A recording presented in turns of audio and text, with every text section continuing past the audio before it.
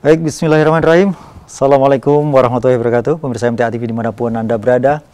Alhamdulillahirrahmanirrahim. Puji syukur marilah kita haturkan kehadirat Allah Subhanahu wa Ta'ala.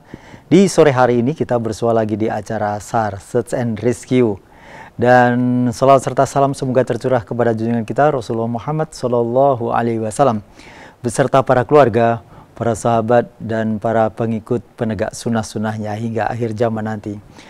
Pemirsa dimanapun Anda berada, setiap kali ada acara SAR, maka kita akan senantiasa semangat.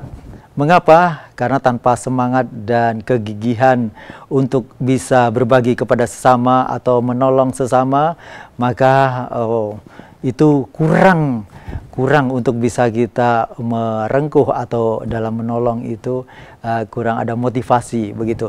Dan di sore hari ini ada seseorang yang luar biasa. Beliau ada di Jakarta saat ini selaku Direktur Bina Potensi. Kita sapa beliau, Bapak Dr. Andes Muhammad Hernanto MM. Assalamualaikum warahmatullahi wabarakatuh, Pak Hernanto. Assalamualaikum warahmatullahi wabarakatuh. Suara saya terdengar jelas ini, Mas Rudi ya? Alhamdulillah. Bagaimana kabarnya sore hari ini? Alhamdulillah. Sehat selalu. Sehat selalu. Ya. Waras, jarane wong Jawa. Ya. Untung kita tidak bisa bersama. Maksud saya dalam artian ini kalau saya berjajar dengan Pak Hernanto itu tinggi sekali, betul ya? Hai. Masa sih? Tingginya iya. sama dengan Mas Bowo loh. Ya, di foto itu kemarin dengan Pak Haris juga Pak Mas Bowo itu Pak Hernanto paling tinggi ya sepertinya. Kebetulan gitu sih. Berapa sih? Beda-beda tipis lah, beda-beda tipis. Berapa tingginya Pak R? 182. Nggak begitu jauh lah, sama Mas Bowo beda 1 senti kalau iya, tinggi sekali. Baik, yang pasti untuk sore hari ini saya sangat senang sekali karena tamu kita di acara SAR ini adalah tamu luar biasa dan sekarang akan menyampaikan tentang kompetensi potensi SAR. Nah, sebenarnya seperti apa sih peta dari potensi SAR yang ada di Nusantara ini, Pak Hernanto? Gitu ya, mulai saya ya. Silakan, Pak. Assalamualaikum warahmatullahi wabarakatuh. Waalaikumsalam warahmatullahi wabarakatuh. Ya. Buat Mas Rudi, itu rekan-rekan MTA dan rekan-rekan potensi SAR seluruhnya yang mungkin yang ada di Indonesia juga yang mungkin nonton acara spesialnya Mas Rudi ini MTA TV, jadi kayak khusus banget. Saya jujur terus terang aja satu aja kepada potensi yang punyai TV sendiri, bisa streaming dan sebagainya. Kita mau nyoba ngikutin kayak MTA apa? MTA bantuin saya gitu masuk di Basarnas untuk bisa bikin apa namanya Basarnas TV juga mungkin nanti tamunya dari MTA saya panggil untuk apa namanya streaming seperti ini. Alhamdulillah. Mungkin kayak gitu. Iya. Bicara potensi SAR itu sebetulnya terus terang saja ya, potensi SAR itu kan bermacam-macam, tidak hanya saja manusia saja, tetapi termasuk hewan dan potensi lainnya. Jadi kalau kita bicara potensi itu kita bicara kolaborasinya dulu. Kita boleh bicara kolaborasi kita dengan 5 pentahelik ya, dengan pemerintahan, kemudian dengan masyarakat, dengan media, dengan perusahaan swasta. Kemudian yang utama adalah media. Nah, ini kalau saya lihat MTA ini udah mungkin maju 10 langkah dibandingkan Basarnas malah. Sudah mempunyai media sendiri terus terang saja. Dengan adanya media itu ya siapa sih yang dibilang potensi SAR ya? Seluruhnya itu tadi. Jadi akademisi juga termasuk potensi SAR karena beliau-beliau itu memberikan masukan kepada kami bagaimana teknik mungkin evakuasi, terus bagaimana cara manajemennya dan lain sebagainya. Kemudian siapa sih masyarakat ya? Masyarakat ya banyak masyarakat berpotensi SAR. Masyarakat berpotensi SAR yang mempunyai kemampuan gitu loh. Yang mempunyai kemampuan dan kemungkinan untuk dikembangkan gitu ya. Artinya mungkin mereka tidak hanya mempunyai kemampuan, kalau dibilang bicara SAR itu kan banyak sekali orang bisa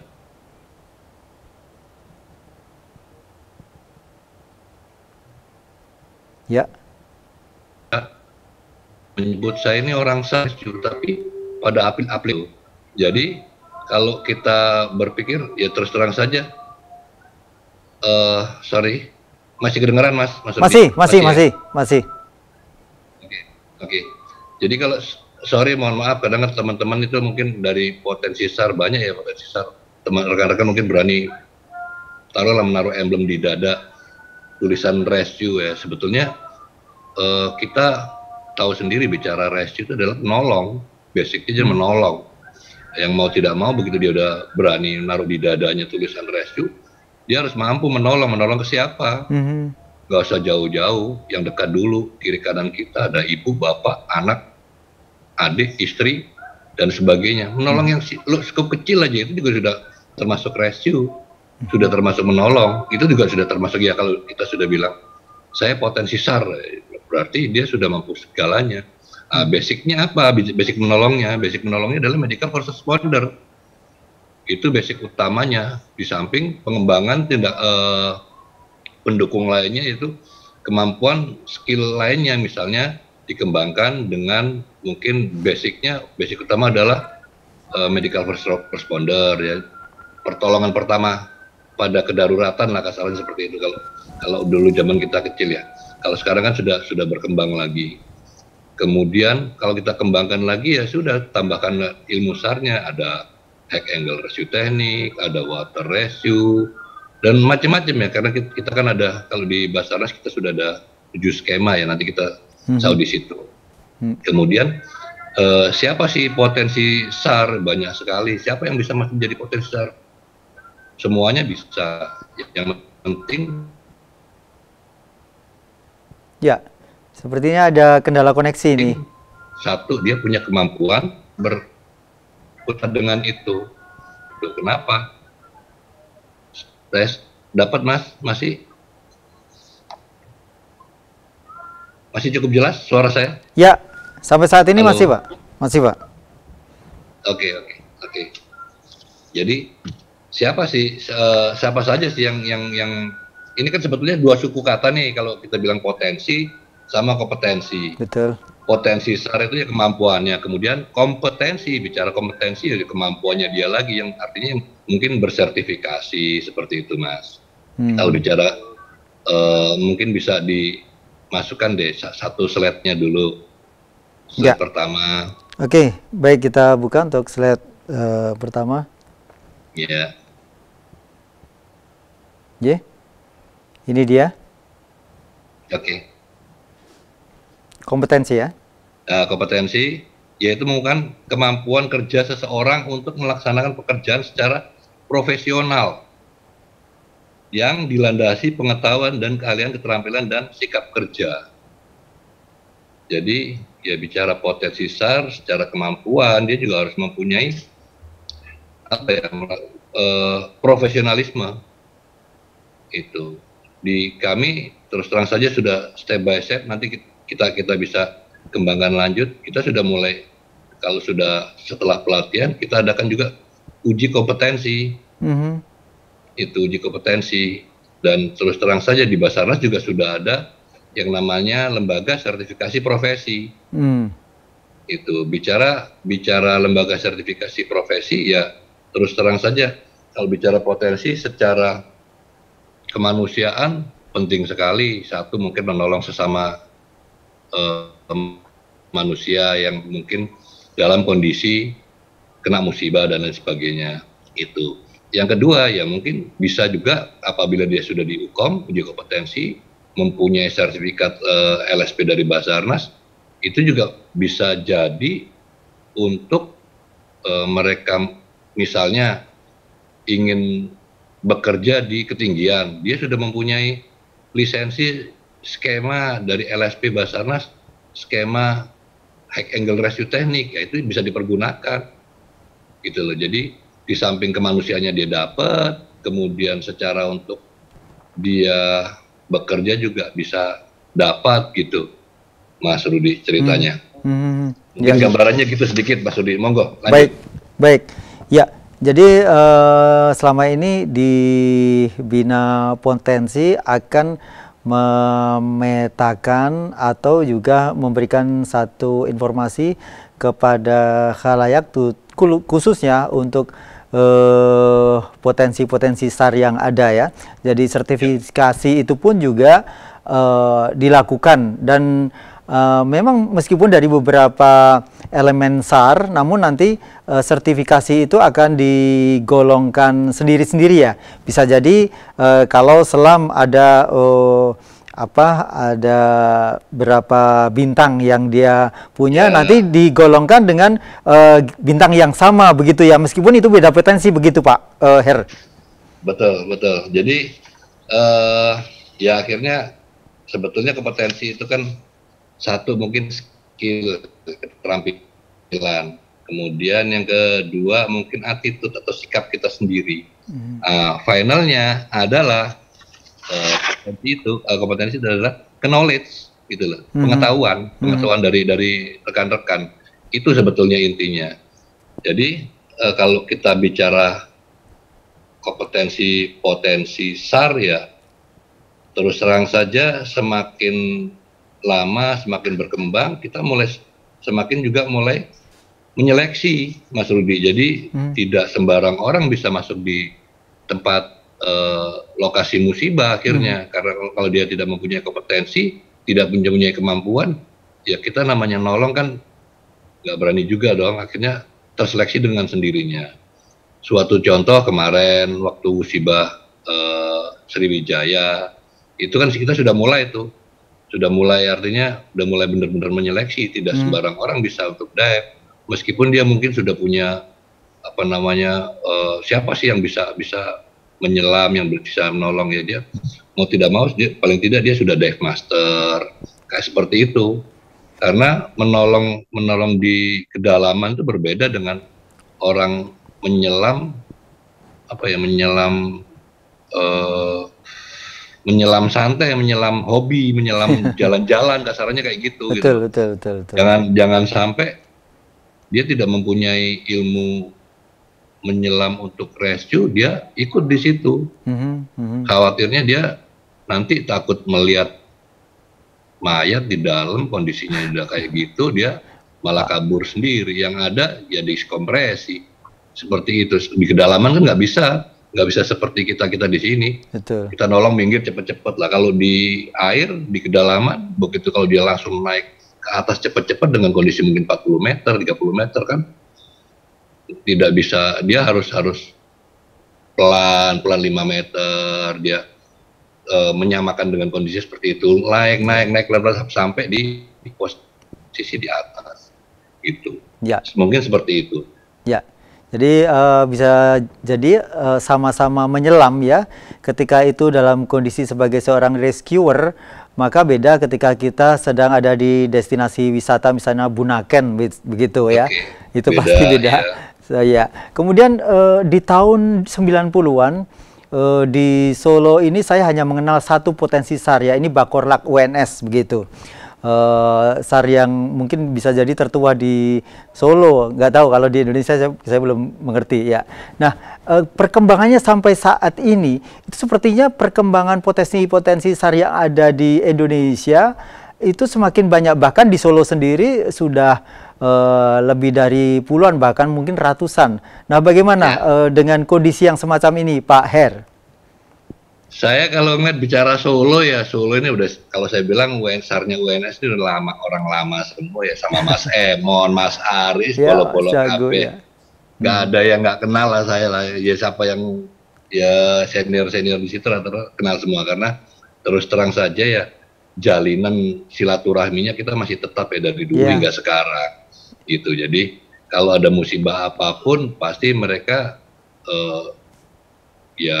dengan ringan tangan, tapi mereka pelan-pelan ya. Kebetulan teman-teman SAR UNS juga yang dulunya ikut SAR, karena kalau kita kan memang pegawai negeri sipil yang digaji oleh pemerintah, yang ditugaskan untuk bekerja menolong ya, dengan tugasnya search and rescue ya kan. Kalau kita kan kalau dari teman-teman potensi kan memang dari bicara tugas kemanusiaan, dari hati nuraninya sendiri gitu loh. Kalau bicara sejarah dulu teman-teman UNS itu malah sekarang banyak itu yang di SAR. Sekarang ada yang di Solo, ada yang di kantor SAR Solo, Posar Solo, ada yang di kantor SAR Semarang. Itu teman-teman UNS semua, ya cikal bakalnya yang mensupport ya senior-seniornya itu Mas Emon, Mas Ari, dan kawan-kawan semua. Itu jadi nggak nutup kemungkinan kalau rekan-rekan MTA ini kan saya rasa masih banyak yang muda-muda ya. Ya benar-benar apa ya, digali lah ilmunya SAR, kemudian dipelajari betul-betul, kemudian kalau bisa disertifikasi itu. Kemudian kalau misalnya usianya masih di bawah 25 tahun, manakala Basarnas ada rekrutmen, ya monggo silakan ikut begitu. Ya, jadi tadi yang sempat saya tanyakan adalah bagaimana dengan perkembangan potensi SAR yang sekarang marak, Pak Her? Itu saya agak sedikit ngomong bagaimana ya. Jadi apakah itu berarti banyaknya musibah atau bencana yang ada di negeri ini? Satu, kemudian yang kedua, apakah dengan kondisi banyaknya potensi ini memang justru kualitas personality dari kompetensi para potensi SAR ini ala kadarnya, atau memang sebenarnya memang berkompeten begitu, Pak Her? Jadi gini, Mas Rudi, kalau bicara musibah, saya rasa dari dulu juga sudah ada ya Mas ya, musibah ya Mas ya. Betul. Musibah itu kan, kalau Mas tahu mungkin Mas tahu motonya Coca-Cola? Siapa saja, di mana saja, kapan saja. Ya kan, bicara musibah itu kan dia tidak memilih siapa yang akan jadi korbannya. Di mana saja dia bisa, mau sedang di kamar mandi, di laut, di hotel, laut, di apapun. Kalau kita lihat, ya. Kemudian kapan sih terjadinya kita tidak tahu.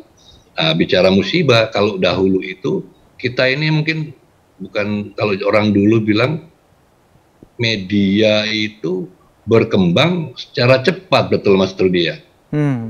Kalau dulu kan mungkin orang tidak seperti saat ini.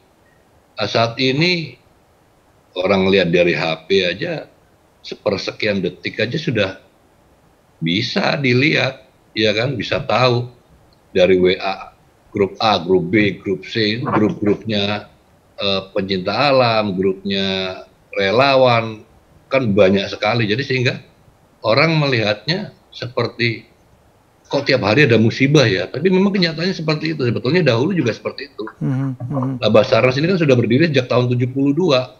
Nah, itu pun kalau bicara dari Sabang sampai Merauke, kalau saat ini kita itu minimal menolong ya, minimal melaksanakan operasi SAR itu 19 kejadian dari Sabang sampai Merauke. Dulu juga saya rasa seperti itu. Tetapi sekarang kan media mudah sekali, sehingga orang, oh ternyata di Aceh ada musibah tuh hari ini. Oh ternyata di di Jayapura ada musibah tuh saat ini. Itu karena apa ya? Karena media. Kalau dulu kita kan nggak tahu. Kita tahunya dari TVRI saja. Oh ternyata ada musibah. Oh ternyata ada Gunung Galunggung meletus tahun 80 berapa. Terus ada Tampomas, ya kan? Ya. Kapal Tampomas tahun 82 juga itu tenggelam, ya kan?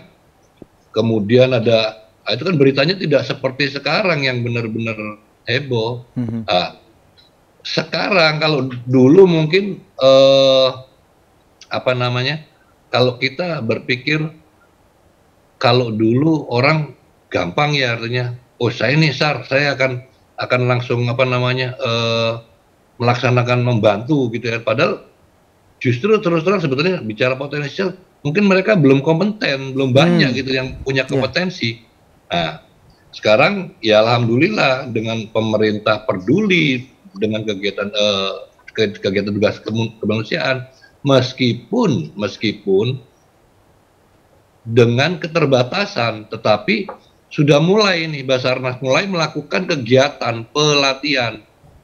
Yang dulu mungkin hanya di pusat saja pelatihan itu, kemudian sekarang sudah disebar, meskipun dalam satu kantor SAR tidak lebih dari 2, 3, atau 4 kegiatan, tergantung dari dari tempatnya dan tergantung dari dananya itu dalam 1 tahun. Nah, harapan kita ya semua rekan-rekan itu mempunyai, dengan adanya pelatihan, mempunyai sertifikasi, kemudian dengan diuji kompetensi dia mempunyai kompetensi sesuai dengan bidangnya, Jadi misalnya dia ahlinya di hard, ya sudah kompetensinya dia di hard. Kemudian dia ahlinya di water rescue, ya di water rescue. Kemudian di pencarian pertolongan di bawah air, ya dia sesuai dengan itu. Kemudian mungkin ada yang mempunyai keahlian kompetensi di ruang terbatas atau di gedung runtuh. Nah, mungkin seperti itu. Jadi secara bertahap, pelan-pelan, ini kita mulai data ini, Mas Rudi. Jadi tidak seperti dulu lagi. Kalau dulu orang bisa datang saja, ya kan. Sekarang Basarnas dalam hal ini, Direktorat Bina Potensi mulai nih, Mas Rud, mulai mencoba meregistrasikan siapapun itu di seluruh Indonesia, di seluruh Indonesia dengan satu mendaftarkan atau meregistrasikan, baik itu utamanya ya Mas Rud ya, utamanya organisasi, termasuk MTA ini kan sudah diregistrasikan juga.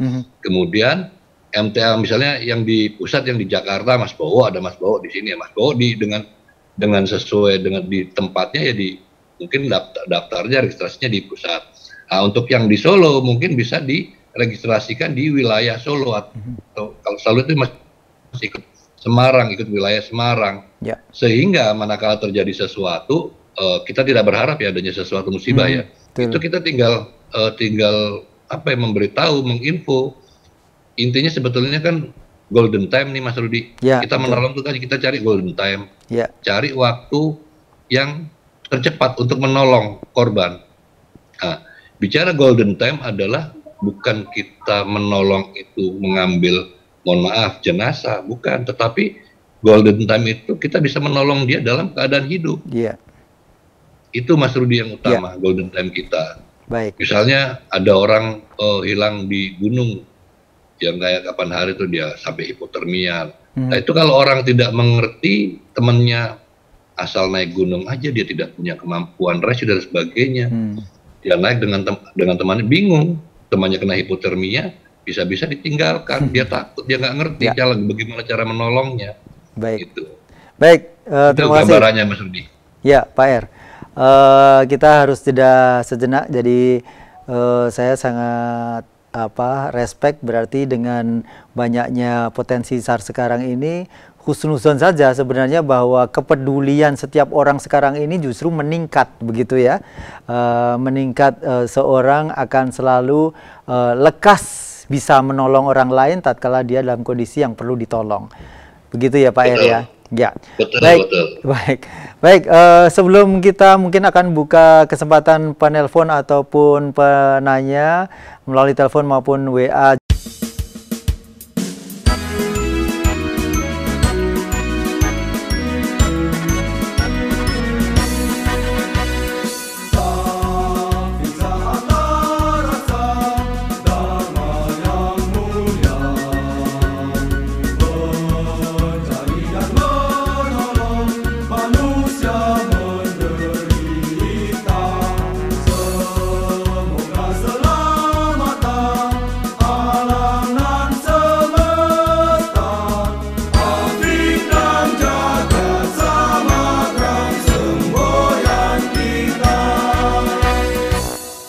Baik pemirsa dimanapun Anda berada, Anda masih menyimak sajian SAR untuk sore hari ini, masih bersama dengan Bapak Dr. Andes Muhammad Hernanto MM selaku Direktur Bina Potensi Basarnas, dan tentang kompetensi dan potensi SAR yang saat ini menjadi bahasan. Dan kami membuka kesempatan bagi Anda yang ingin bertanya, telepon di 0271 679 3000. SMS WhatsApp ada di 08112 553 3000. Nah, untuk pertanyaan yang pertama ini Pak Her, ada dari Pak Bowo ini. Wah, ini teman yang sangat dikenal sekali. Sahabat pena itu. Sahabat pena. Ya, Pak Bowo ini bertanya, kalau tidak salah sertifikat kompetensi hanya 2 tahun. Pertanyaannya, apakah Basarnas apakah ada program dari Basarnas secara periodik mengadakan perpanjangan selain pengajuan dari organisasi? Itu yang pertama. Untuk orangnya dulu nih. Ya. Per orangnya, iya. Jadi memang seperti itu ya. Kita memang saat ini kan kalau bicara hukum itu masih di dalam dulu kebetulan ya.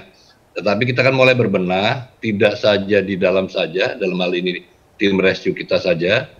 Kita sudah mulai mencoba untuk hukum kepada potensi gitu. Tetapi terus terang saja ini Mas Rudi, kita ini kan anggarannya kan berdasarkan dari yang kita terima dari pemerintah untuk hukum. Memang sudah mulai nih, kita mulai di kemarin di mana ya lupa saya, rencana mau di Manado. Jadi tidak saja di Jakarta saja kita hukum, tapi di tempat lain juga kita berusaha untuk melaksanakan uji kompetensi. Itu. Jadi setiap kegiatan setelah melaksanakan kegiatan pelatihan sesuai dengan kurikulum silabusnya langsung kita hukum gitu loh. Nah, itu mulai kita data. Nah, harapannya setelah kita sudah punya sertifikat hukum, harus mendaftarkan ke kantor, misalnya kalau dia di kantor SAR, kalau di Solo di Posar ya, di Posar atau di kantor SAR Semarang, langsung didaftarkan gitu. Kemudian bisa juga nanti kalau secara organisasi untuk sertifikat kompetensinya bisa membuat permohonan juga kalau secara organisasi. Karena terus terang saja kalau nek jarane wong Jawa jagani ya, jagani ki apa ya? Berharap dari pemerintah juga kan mungkin dananya kan tidak bisa langsung serta merta bisa seluruhnya yang bisa dihukumkan gitu. Kemudian setelah mengikuti pelatihan, lulus pelatihan dan ikut ujian kompetensi, lulus, dapat sertifikat uji kompetensinya. Nah, semua tergantung dari apa sih ya kemampuannya dia. Kalau saat ini di Basarnas itu ada 7 kompetensi, 7 skema kompetensi untuk potensi SAR. Yang satu kompetensi pertolongan di permukaan air, di perairan. Yang kedua kompetensi SAR pertolongan di bawah air. Kemudian kompetensi pertolongan gunung hutan. Kemudian ada kompetensi pertolongan high angle rescue atau di ketinggian. Itu yang keempat tadi ya. Kelima di kompetensi di ruang terbatas. Yang keenam kita berkaitan dengan VAR vehicle accident rescue juga kita ada kompetensinya. Masuk di skema itu juga. Kemudian yang ketujuh bangunan runtuh. Nah, kan nggak menutup kemungkinan sekarang ini kan musibah di perkotaan itu kan macam di Padang kemarin, kemudian di Palu itu kan musibah di perkotaan itu hitungannya. Di bangunan runtuh yang mau tidak mau sebagai potensi SAR yang kalau dia tidak mempunyai kemampuan di bangunan runtuh ya takutnya ya bukannya malah kita bisa nolong, malah kita yang ditolong gitu loh, Mas Rudi. Ya, kalau ruang terbatas itu yang apa, Pak R? Ruang terbatas. Confined space itu di sumur, kemudian ditabung, di gorong-gorong apa ya? Ya. Lift misalnya menara lift. Menara yang ada cerobongnya, lift, ruang terbatas. Terowongan, ruang terbatas. Ya. Baik, itu Mas Rudi. Baik, itu tadi pertanyaan yang pertama. Yang kedua dari Pak Bowo, apakah orang yang tidak punya sertifikat kompetensi boleh ikut operasi SAR? Contohnya warga masyarakat sekitar bencana karena semangat yang tinggi untuk menolong sesama. Tapi kalau bicara tidak boleh menolong, kita enggak juga ya. Iya. Kita sesuaikan dengan kemampuannya. Contoh kayak kemarin musibah di Sriwijaya ya. Ya kita sesuai dengan ya ini akhirnya nih Mas Rudi. Akhirnya kita membuat klaster gitu, kita klasterkan sendiri. Oh ini kayaknya ini nggak bisa nih seperti ini, karena semua orang niatnya, teman-teman kayak Mas Soleh itu, Mas Soleh dari Ukhuwah apa sih anunya itu, organisasinya itu dia datang, Pak Her, saya nelpon saya malam-malam itu, Pak Her, saya niat saya mau ikut bantu nolong, tapi saya tidak punya kemampuan, bukan tidak punya kemampuan dalam hal sebenarnya misalnya menyelam ya, tapi saya berkeinginan untuk menolong. Ya sudah, monggo, saya tidak pernah menolak ya, tetapi ntar manakala di tempat situ yang namanya bicara SAR ini kan jadi tim Mas. Ya. Kita kerja tim, bukan kita Basarnas kerja sendiri, enggak.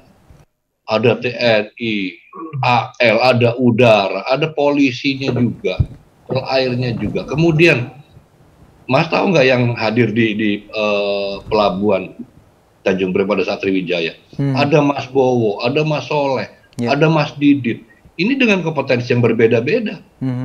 Mas Didit datang dengan hand sanitizer-nya dia, dengan apa namanya itu, disinfektannya dia. Coba, apa kita mau nolak? Apa kita hanya ngeliat, oh ini air doang, kamu enggak loh? Padahal itu dibutuhkan gitu loh. Lah bicara SAR ini kerja tim, gitu Mas Rudi. Tidak. Basarnas dalam hal ini manakala terjadi musibah tidak pernah menolak, tetapi kita sesuaikan dengan batas. Apalagi kondisi saat ini Mas Rudi, dengan kondisi COVID saat ini, yang mau tidak mau kita harus benar-benar menjaga. Jangan sampai nantinya operasi SAR ini jadi klaster COVID-nya operasi SAR loh, kan lah jadi sorok, ya kan? Makanya ada Mas Didi datang nolong, kemudian datang lagi, saya cuman bisa bawa ambulan Pak, lo monggo, ya kan, kita welcome. Artinya kan dengan tangan terbuka. SAR ini tidak menutup, karena bicara SAR itu kan ada 5 komponen, termasuk ada komunikasi, kemudian ada apa namanya pertolongan, kesehatannya, ada medianya di situ. Ini kita bersatu padu gitu loh Mas Rudi. Jadi tidak saya kalau di kesana ditolak gini-gini. Nah terus nyun sewu ya, saya pernah pengalaman ya, saya bertahun-tahun saya bicara musibah itu, ya nggak tahu ya, saya begitu masuk di Basarnas, tapping 4 tahun Mas, 9 tahun saya di operasional. Musibah Jogja tahun 2006 bulan Juni, gempanya sekitar 6,9 skala Richter. Nggak terlalu besar, tetapi jaraknya gempanya cuma 30 km dari pusat kota. Kedalaman hanya 10 kilo. Saya begitu seperti itu, saya ngelihat, wih, hancur nih, habis ini Jogja, saya bilang gitu. Saya bukan wilayah kerja saya, bukan wilayah tugas saya. Jogja itu wilayah tugasnya Semarang waktu itu. Tetapi bicara SAR tidak ada batas Pak. Tidak ada batas wilayah untuk operasi SAR. Itu. Berangkat Pak, saya langsung prepare. Musibahnya itu jam 5. Saya ingat sendiri pada saat itu pas baru bangun pagi-pagi jam 5.59, saya ingat banget. Saya lihat, mohon maaf, di salah satu televisi swasta. Saya lihat di running tag itu, Jogja Musir mati, aku bilang gitu. Wah hancur ini. Udah langsung saya prepare, pada saat itu saya jadi kasih operasi Surabaya. Saya langsung prepare, saya kontak teman-teman Jogja, dalam hal ini teman-teman potensi, karena waktu itu belum ada posar ya kalau nggak salah, lupa saya. Itu masih belum ada posarnya, saya kontak teman-teman potensi. Itu nelpon aja udah nggak bisa, kontak Semarang, hancur ya sudah saya prepare. Nah, masuk di Jogja, mulai kita nih ya bicara klaster lagi. Boleh kita datang, siapapun datang ke situ, mulai kita data. Oh jauh-jauh cuma niatnya nolong Mas. Raisa bisanya apa? Masa saya bisa Pak? Ya sudah monggo. Kita taruh di dapur umum. Bisanya ngetik-ngetik Pak, bisanya komunikasi. Ya kita sesuaikan Pak dengan kemampuannya dia. Iya, betul. Gitu. Jadi tidak ada yang mubadir bicara SAR. Tetapi kalau bicara dulu beda berbicara saat ini ya Pak Mas Rudi ya. Kalau bicara saat ini kan kita ya nyun sewu ya, bicara COVID jangan sampai lah bahwa klaster SAR itu menjadi klasternya COVID gitu loh, sehingga ya terus terang mau nggak mau Mas Didit nanti datang, teman-teman dari Cakrawala datang, teman yang punya kemampuan di sana datang, ya sudah kita mulai prepare masing-masing gitu dengan kemampuan yang bukan nggak boleh semuanya datang, ya kita mulai ini kemampuannya ini kita hitung nih, mulai berhitung orang, oh sekian cukup gitu loh, itu Mas Rudi. Jadi tidak ada yang kita tolak Mas Rudi dalam prinsipnya itu begitu ya, karena semuanya niatnya baik ya Pak ya, tidak mungkin kita akan menolak sebuah niat yang baik kemudian membawa kekecewaan, itu kan dosa gitu ya Pak ya. Ya, kemudian Pak Her, sekarang ini termasuk juga SAR MTA berawal dari Satgas kita yang menolong di Aceh tahun 2004 kalau tidak salah. Tsunami tanggal 26. Ya, 26 itu tanggal hari Minggu. Nah, 26 Desember hari Minggu. Betul. Sebelumnya belum ada SAR MTA Pak. Itu embrionya dari Satgas MTA yang ke sana, kemudian berawal dari itu alhamdulillah mulai lebih resmi, lebih menyiapkan diri untuk adanya potensi SAR saat ini. Begitu, mudah-mudahan Bapak senantiasa bisa memberikan kami bimbingan Pak Her. Insya Allah. Kalau saya boleh saran buat MTA. Ya. Kalau saya lihat MTA ini kan banyak sekali ya. Betul. Bicara SAR ya kita sudah mulai seperti Basarnas lah. Dalam satu tim Basarnas ini sekarang yang standby di sini ada 60 orang. Itu 60 orang itu memang mereka bisa semua, bisa seluruh karena mereka rata-rata sudah trimedia ya, kemampuannya sudah trimedia. Saya bicara MTA, ya MTA sudah mulai nih membuat bukan bicara klaster atau tim ya, atau tim. Misalnya taruhlah MTA punya 500 orang, ya kan, punya 500 orang. Ya ntar yang nggak semuanya 500 orang itu bergerak pada saat musibah masuk berangkat semua, enggak. Jadi mungkin kalau ada musibah banjir yang datang mungkin 20 orang, ya ini yang spesifikasinya yang sesuai dengan kompetensinya air ya 20 orang ini aja gitu ya. Itu yang dia bermain. Kemudian yang lain ya mungkin yang lainnya tim dukungnya, tim bantu, mungkin ada drivernya, ada yang nyuci ininya, ada yang bawa makanan. Jadi bisa udah mulai menginventarisir gitu. Mas Rudi sudah mulai menginventarisir, jadi tidak semuanya geruduk semua. Antar kalau capek siapa yang ganti kan gitu. Iya. Memang kita juga tidak menampik bahwa semuanya keinginan menolong itu ada, begitu ya. Tapi janganlah sampai tenaga sia-sia hanya untuk di sana hanya menunggu karena kompetensi untuk menolong di spesialisasi tertentu di sana ternyata tidak ada, begitu ya Pak Her. Betul. Ya, mungkin kita sudah ada di penghujung waktu ini Pak Her. Apa-apa yang mungkin bisa dinasihatkan kepada potensi SAR yang ada di seluruh Indonesia, karena acara ini bisa disimak dimanapun juga, termasuk juga di IndiHome channel 853. Silakan Pak. Iya. Jadi kalau saya sih berharap ya teman-teman tidak rekan-rekan MTA saja ya, tapi seluruh potensi SAR ya. Niatnya udah baik, saya berharap ditambah pondasinya, Mas Rudi, ditambah pondasinya dengan ilmu. Karena ilmu itu kan tidak akan habis sampai mati ya. Nah, kemudian kalau sudah mempunyai ilmunya, ya tolong dibagi dengan sesama, dengan rekan-rekannya. Sehingga apa yang akan kita perbuat, kita akan ringan bekerjanya. Jadi tidak harus, saya terus lah, gimana mau nggak kamu terus, kamu ilmunya nggak kamu bagi kan gitu kasarannya. Ya mau nggak mau ya dia kerja. Kalau kita bagi, satu kita dapat pahala, kedua kita lebih ringan untuk melaksanakannya. Mungkin itu semangat, tetap jaga kesehatan, itu Mas Rudi. Ya, baik, terima kasih Pak Hernanto atas petuah nasihatnya. Semoga Pak Her dan seluruh teman-teman di Basarnas juga mendapatkan kesehatan yang prima dan senantiasa siap untuk mengkoordinasi potensi SAR di seluruh Indonesia. Terima kasih Pak Hernanto. Salam Insya Allah, makasih banyak. Sama-sama Mas Rudi. Salam untuk semuanya. Assalamualaikum warahmatullahi wabarakatuh. Waalaikumsalam warahmatullahi wabarakatuh. Baik Pak Hernanto. Pemirsa dimanapun Anda berada, demikian tadi sajian SAR dengan menghadirkan Bapak Dr. Andes Muhammad Hernanto MM selaku Direktur Bina Potensi di Basarnas. Semoga menginspirasi kita semuanya, memberikan edukasi untuk kita semuanya. Saya Rudi Herfianto, mohon maaf atas segala kesalahan. Billahi taufik wal hidayah. Assalamualaikum warahmatullahi wabarakatuh.